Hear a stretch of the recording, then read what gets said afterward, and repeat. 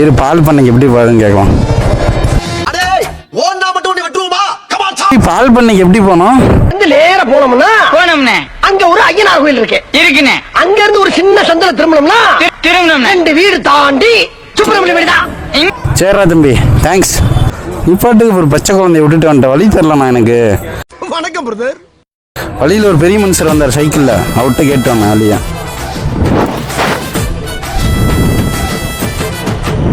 ரெண்டு வட்டின குச்சி மாதிரி வெட்டிக்கிட்டு இருக்குது.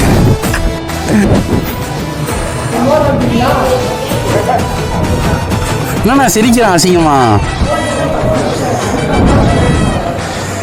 எத்தனைண்ணா மொத்தம்? என்னடா பண்ற? பால் எடுத்து வாயில வச்சான், திரும்பினோடனே இறக்கிக்கிட்டான்.